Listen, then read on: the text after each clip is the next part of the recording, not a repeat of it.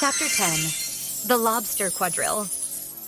The Mock Turtle sighed deeply and drew the back of one flapper across his eyes. He looked at Alice and tried to speak, but for a minute or two, sobs choked his voice. "Same as if he had a bone in his throat," said the Griffon, and it set to work shaking him and punching him in the back. At last, the Mock Turtle recovered his voice, and with tears running down his cheeks, he went on again. "You may not have lived much under the sea." "I haven't," said Alice. "And perhaps you were never even introduced to a lobster." Alice began to say, "I once tasted," but checked herself hastily and said, "No, never." "So you can have no idea what a delightful thing a lobster quadrille is?" "No, indeed," said Alice. "What sort of a dance is it?" "Why," said the Griffin, "you first form into a line along the seashore."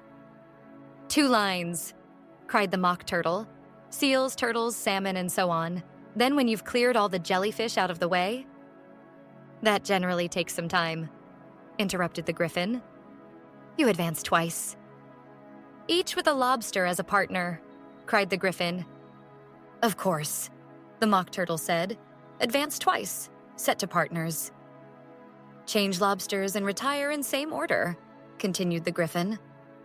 "Then, you know," the Mock Turtle went on, "you throw the lobsters," shouted the Griffin with a bound into the air, "as far out to sea as you can." "Swim after them," screamed the Griffon. "Turn a somersault in the sea," cried the Mock Turtle, capering wildly about. "Change lobsters again," yelled the Griffon at the top of its voice. "Back to land again, and that's all the first figure," said the Mock Turtle, suddenly dropping his voice. And the two creatures, who had been jumping about like mad things all this time, sat down again very sadly and quietly, and looked at Alice.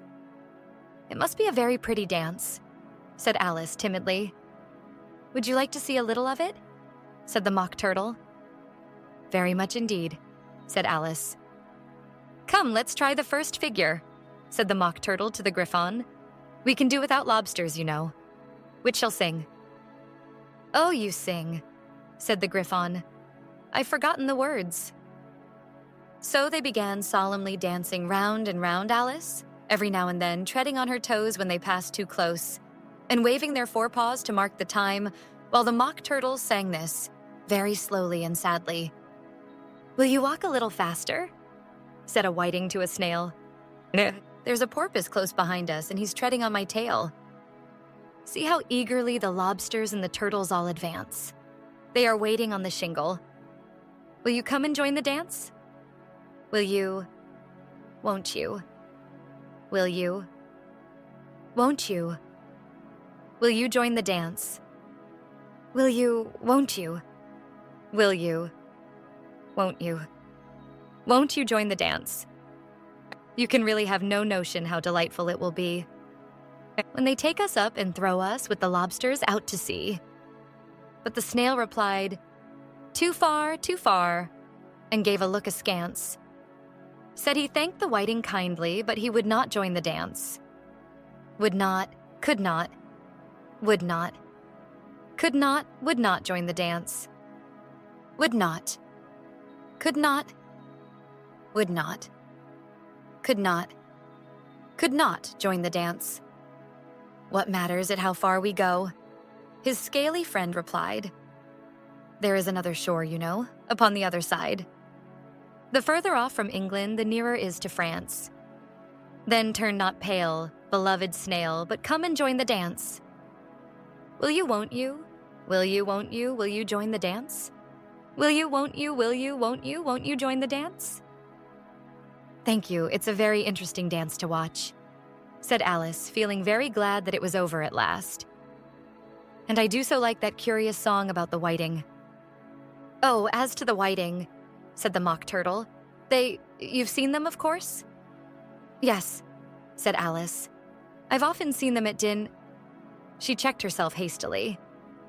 "I don't know where Din may be," said the Mock Turtle, "but if you've seen them so often, of course you know what they're like." "I believe so," Alice replied thoughtfully. "They have their tails in their mouths, and they're all over crumbs." "You're wrong about the crumbs," said the Mock Turtle. Crumbs would all wash off in the sea. But they have their tails in their mouths. And the reason is... Here the Mock Turtle yawned and shut his eyes. "Tell her about the reason and all that," he said to the Griffin. "The reason is," said the Griffin, "that they would go with the lobsters to the dance. So they got thrown out to sea.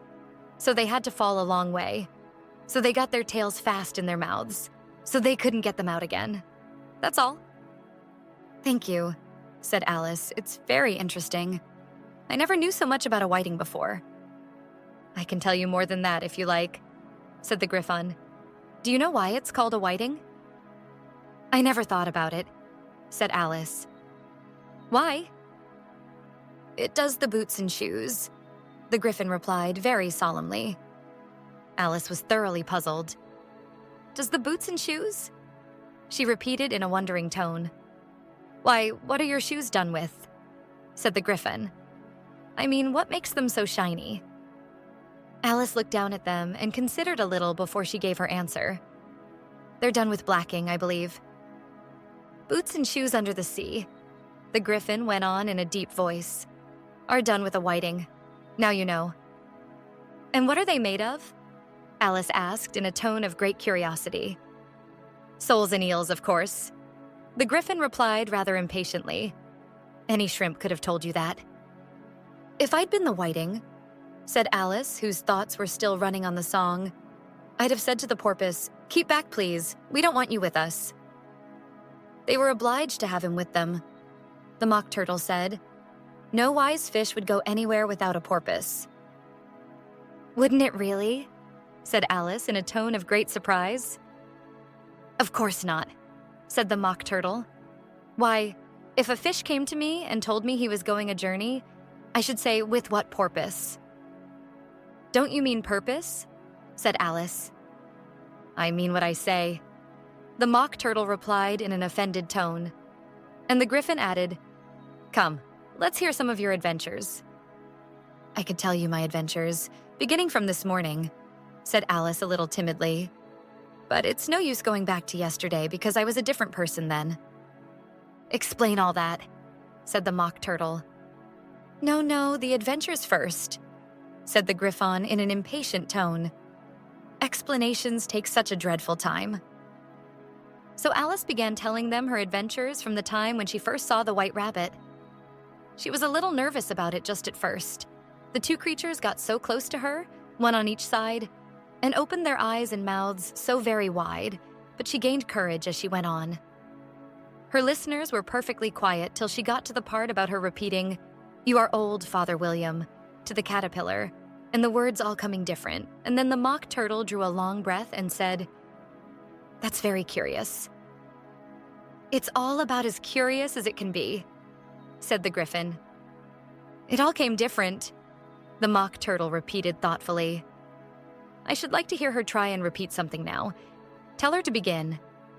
He looked at the Griffin as if he thought it had some kind of authority over Alice. "Stand up and repeat, 'tis the voice of the sluggard," said the Griffin. "How the creatures order one about and make one repeat lessons," thought Alice. "I might as well be at school at once." However, she got up and began to repeat it, but her head was so full of the Lobster Quadrille that she hardly knew what she was saying, and the words came very queer indeed. "'Tis the voice of the lobster. I heard him declare, 'You have baked me too brown, I must sugar my hair.' As a duck with its eyelids, so he with his nose. Trims his belt and his buttons and turns out his toes." Later editions continued as follows. "When the sands are all dry, he is gay as a lark, and will talk in contemptuous tones of the shark. But when the tide rises and sharks are around, his voice has a timid and tremulous sound."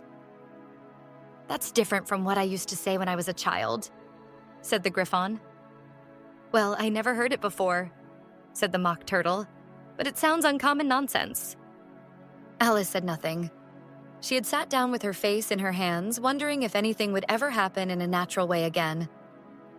"I should like to have it explained," said the Mock Turtle. "She can't explain it," said the Griffin hastily.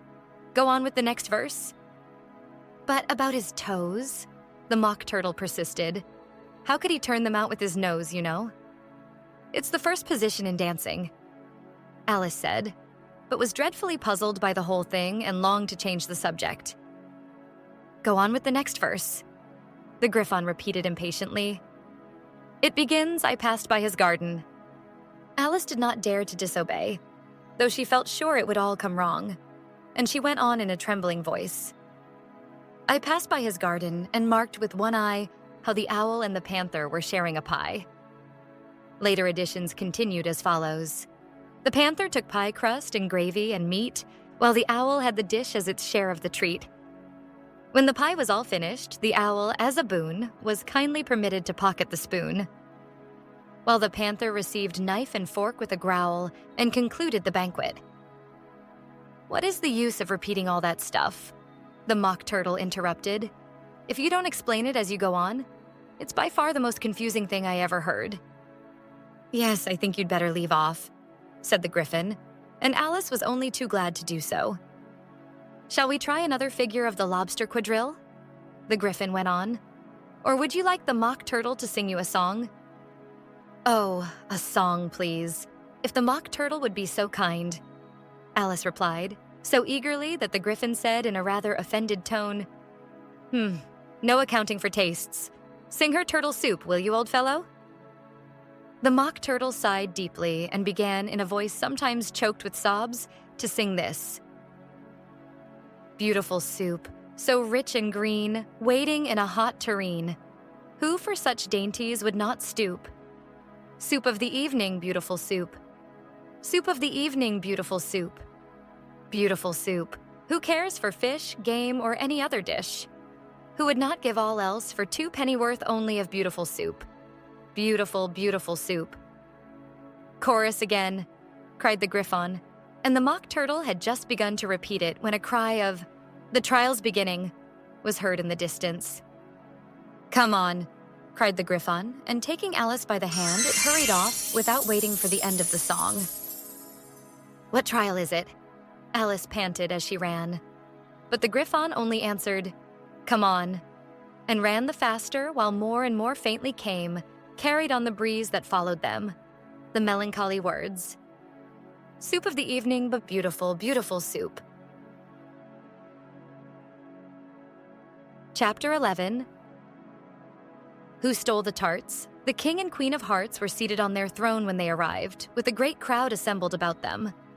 All sorts of little birds and beasts, as well as the whole pack of cards. The knave was standing before them in chains, with a soldier on each side to guard him. And near the king was the white rabbit, with a trumpet in one hand and a scroll of parchment in the other. In the very middle of the court was a table, with a large dish of tarts upon it. They looked so good that it made Alice quite hungry to look at them. I wish they'd get the trial done, she thought, and hand round the refreshments. But there seemed to be no chance of this, so she began looking at everything about her, to pass away the time. Alice had never been in a court of justice before, but she had read about them in books, and she was quite pleased to find that she knew the name of nearly everything there. That's the judge, she said to herself, because of his great wig. The judge, by the way, was the king, and as he wore his crown over the wig, look at the frontispiece if you want to see how he did it, he did not look at all comfortable, and it was certainly not becoming.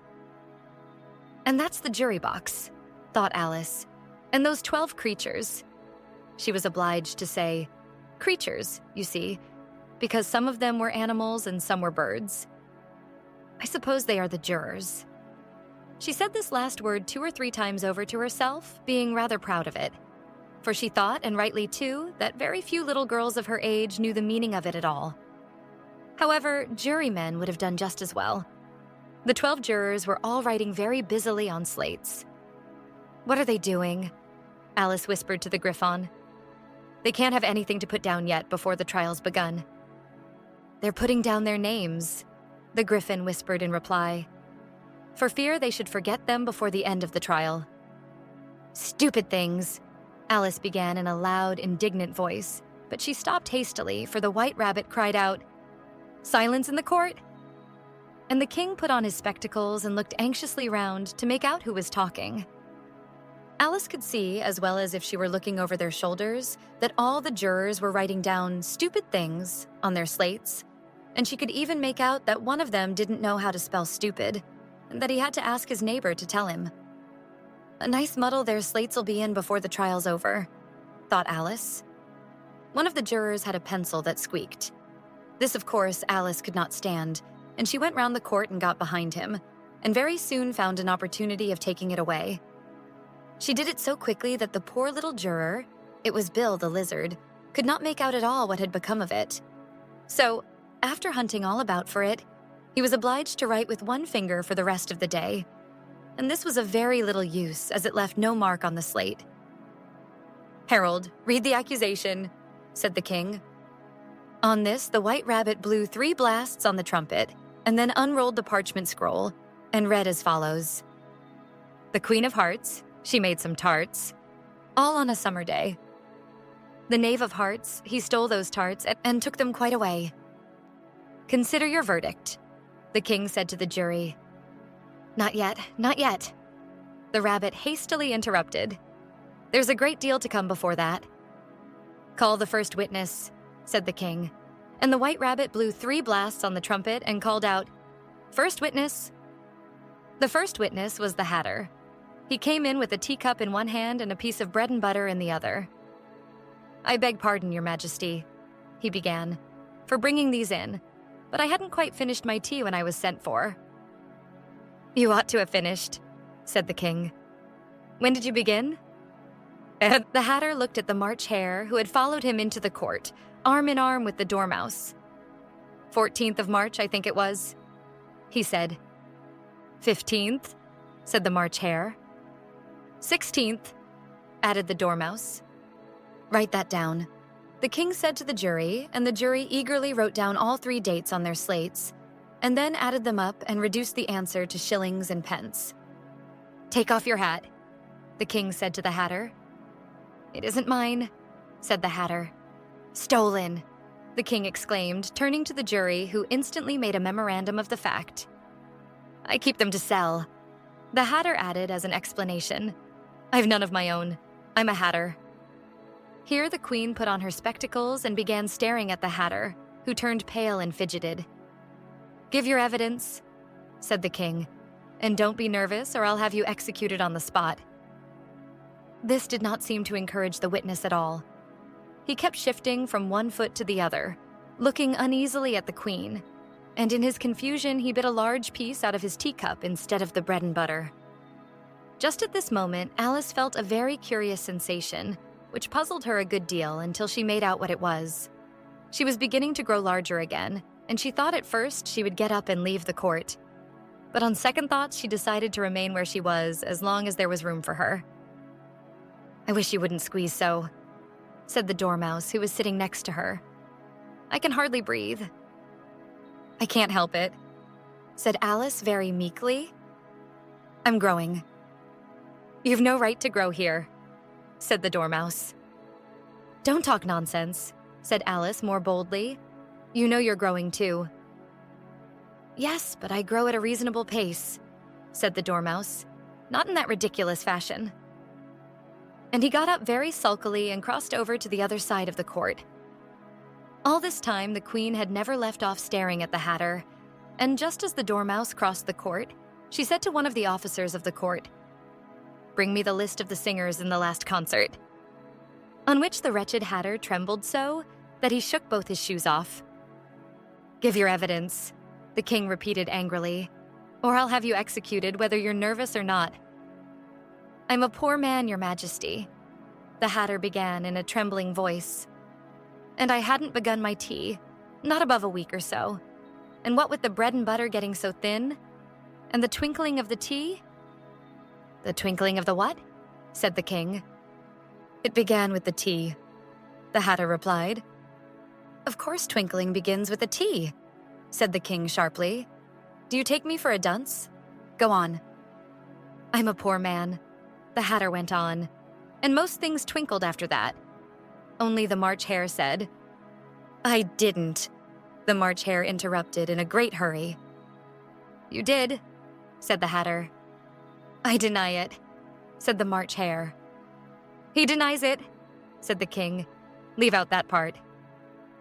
Well, at any rate, the Dormouse said. The Hatter went on, looking anxiously round to see if he would deny it too. But the Dormouse denied nothing, being fast asleep. After that, continued the Hatter, I cut some more bread and butter. But what did the Dormouse say? One of the jury asked. That I can't remember, said the Hatter. You must remember, remarked the king, or I'll have you executed. The miserable Hatter dropped his teacup and bread and butter and went down on one knee. I'm a poor man, your majesty, he began. You're a very poor speaker, said the king. Here one of the guinea pigs cheered and was immediately suppressed by the officers of the court. As that is rather a hard word, I will just explain to you how it was done. They had a large canvas bag which tied up at the mouth with strings. Into this they slipped the guinea pig, head first, and then sat upon it. I'm glad I've seen that done, thought Alice. I've so often read in the newspapers at the end of trials, there was some attempt at applause, which was immediately suppressed by the officers of the court, and I never understood what it meant till now. If that's all you know about it, you may stand down, continued the king. I can't go no lower, said the Hatter. I'm on the floor as it is. Then you may sit down, the king replied. Here the other guinea pig cheered and was suppressed. Come, that finished the guinea pigs, thought Alice. Now we shall get on better. I'd rather finish my tea, said the Hatter with an anxious look at the queen who was reading the list of singers. You may go, said the king, and the Hatter hurriedly left the court without even waiting to put his shoes on. And just take his head off outside. The queen added to one of the officers, but the Hatter was out of sight before the officer could get to the door. Call the next witness, said the king. The next witness was the Duchess's cook. She carried the pepper box in her hand, and Alice guessed who it was, even before she got into the court. By the way, the people near the door began sneezing all at once. Give your evidence, said the king. Shan't, said the cook. The king looked anxiously at the White Rabbit, who said in a low voice, Your Majesty must cross-examine this witness. Well, if I must, I must, the king said with a melancholy air, and after folding his arms and frowning at the cook till his eyes were nearly out of sight, he said in a deep voice, What are tarts made of? Pepper, mostly, said the cook. Treacle, said a sleepy voice behind her. Collar that dormouse, the queen shrieked out. Behead that dormouse, turn that dormouse out of court, suppress him, pinch him, off with his whiskers. For some minutes, the whole court was in confusion, getting the dormouse turned out, and by the time they had settled down again, the cook had disappeared. Never mind, said the king with an air of great relief. Call the next witness. And he added in an undertone to the queen, Really, my dear, you must cross-examine the next witness. It quite makes my forehead ache. So Alice watched the White Rabbit as he fumbled over the list, feeling very curious to see what the next witness would be like. For they haven't got much evidence yet, she said to herself. Imagine her surprise when the White Rabbit read out, at the top of his shrill little voice, the name Alice. Chapter 12. Alice's evidence. Here, cried Alice, quite forgetting in the flurry of the moment how large she had grown in the last few minutes, and she jumped up in such a hurry that she tipped over the jury box with the edge of her skirt, upsetting all the jurymen onto the heads of the crowd below. And there they lay sprawling about, reminding her very much of a globe of goldfish she had accidentally upset the week before. Oh, I beg your pardon, she exclaimed in a tone of great dismay, and began picking them up again as quickly as she could, for the accident of the goldfish kept running in her head, and she had a vague sort of idea that they must be collected at once and put back into the jury box, or they would die. The trial cannot proceed, said the king in a very grave voice, until all the jurymen are back in their proper places. All, he repeated with great emphasis, looking hard at Alice as he said so. Alice looked at the jury box and saw that, in her haste, she had put the lizard in head downwards, and the poor little thing was waving its tail about in a melancholy way, being quite unable to move. She soon got it out again and put it right. Not that it signifies much, she said to herself. I should think it would be quite as much use in the trial one way up as the other. As soon as the jury had a little recovered from the shock of being upset, and their slates and pencils had been found and handed back to them, they set to work very diligently to write out a history of the accident, all except the lizard, who seemed too much overcome to do anything but sit with its mouth open, gazing up into the roof of the court. What do you know about this business? The king said to Alice. Nothing, said Alice. Nothing whatever? Persisted the king. Nothing whatever, said Alice. That's very important, the king said, turning to the jury. They were just beginning to write this down on their slates when the White Rabbit interrupted. Unimportant, Your Majesty means, of course, he said in a very respectful tone, but frowning and making faces at him as he spoke. Unimportant, of course, I meant, the king hastily said, and went on to himself in an undertone. Important, unimportant, unimportant, important. As if he were trying which word sounded best. Some of the jury wrote it down, important, and some unimportant. Alice could see this, as she was near enough to look over their slates. But it doesn't matter a bit, she thought to herself. At this moment, the king, who had been for some time busily writing in his notebook, cackled out, "Silence," and read out from his book, Rule 42, all persons more than a mile high to leave the court. Everybody looked at Alice. I'm not a mile high, said Alice. You are, said the king. Nearly 2 miles high, added the queen. Well, I shan't go at any rate, said Alice. Besides, that's not a regular rule. You invented it just now. It's the oldest rule in the book, said the king. Then it ought to be number 1, said Alice.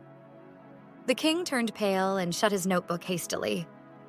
Consider your verdict, he said to the jury in a low, trembling voice. There's more evidence to come yet, please, Your Majesty, said the White Rabbit, jumping up in a great hurry. This paper has just been picked up. What's in it? Said the queen. I haven't opened it yet, said the White Rabbit. But it seems to be a letter, written by the prisoner to somebody. It must have been that, said the king, unless it was written to nobody, which isn't usual, you know. Who is it directed to? Said one of the jurymen. It isn't directed at all, said the White Rabbit. In fact, there's nothing written on the outside. He unfolded the paper as he spoke and added, It isn't a letter after all. It's a set of verses. Are they in the prisoner's handwriting? Asked another of the jurymen. No, they're not, said the White Rabbit. And that's the queerest thing about it. The jury all looked puzzled. He must have imitated somebody else's hand, said the king. The jury all brightened up again. Please, Your Majesty, said the knave. I didn't write it, and they can't prove I did. There's no name signed at the end. If you didn't sign it, said the king, that only makes the matter worse. You must have meant some mischief, or else you'd have signed your name like an honest man. There was a general clapping of hands at this. It was the first really clever thing the king had said that day. That proves his guilt, said the queen. It proves nothing of the sort, said Alice. Why, you don't even know what they're about. Read them, said the king. The White Rabbit put on his spectacles. Where shall I begin, please, Your Majesty? He asked. Begin at the beginning, the king said gravely, and go on till you come to the end. Then stop. These were the verses the White Rabbit read. They told me you had been to her, and mentioned me to him. She gave me a good character, but said I could not swim. He sent them word I had not gone. We know it to be true. If she should push the matter on, what would become of you? I gave her 1, they gave him 2. You gave us 3 or more. They all returned from him to you, though they were mine before. If I or she should chance to be involved in this affair, he trusts to you to set them free, exactly as we were. My notion was that you had been, before she had this fit. An obstacle that came between, Him and ourselves and it. Don't let him know she liked them best, for this must ever be a secret, kept from all the rest, between yourself and me. That's the most important piece of evidence we've heard yet, said the king, rubbing his hands. So now let the jury. If any one of them can explain it, said Alice. She had grown so large in the last few minutes that she wasn't a bit afraid of interrupting him. I'll give him 6 pence. I don't believe there's an atom of meaning in it. The jury all wrote down on their slates, she doesn't believe there's an atom of meaning in it. But none of them attempted to explain the paper. If there's no meaning in it, said the king, that saves a world of trouble, you know, as we needn't try to find any. And yet I don't know, he went on, spreading out the verses on his knee and looking at them with one eye. I seem to see some meaning in them after all. Said I could not swim. You can't swim, can you? He added, turning to the knave. The knave shook his head sadly. Do I look like it? He said, which he certainly did not, being made entirely of cardboard. All right so far, said the king, and he went on muttering over the verses to himself. We know it to be true. That's the jury, of course. I gave her 1. They gave him 2. Why, that must be what he did with the tarts, you know. But it goes on they all returned from him to you, said Alice. Why, there they are, said the king triumphantly, pointing to the tarts on the table. Nothing can be clearer than that. Then again, before she had this fit? You never had fits, my dear, I think, he said to the queen. Never, said the queen furiously, throwing an inkstand at the lizard as she spoke. The unfortunate little Bill had left off writing on his slate with 1 finger, as he found it made no mark. But he now hastily began again, using the ink that was trickling down his face as long as it lasted.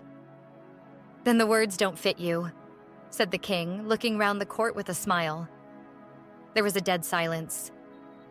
It's a pun, the king added in an offended tone, and everybody laughed.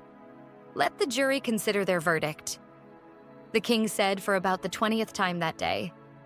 No, said the queen. Sentence first. Verdict afterwards. Stuff and nonsense, said Alice loudly. The idea of having the sentence first. Hold your tongue, said the queen, turning purple.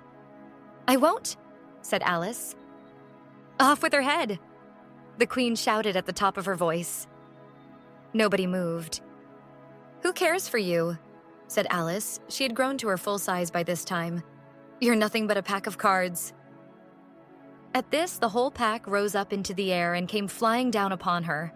She gave a little scream, half of fright and half of anger, and tried to beat them off, and found herself lying on the bank with her head in the lap of her sister, who was gently brushing away some dead leaves that had fluttered down from the trees upon her face.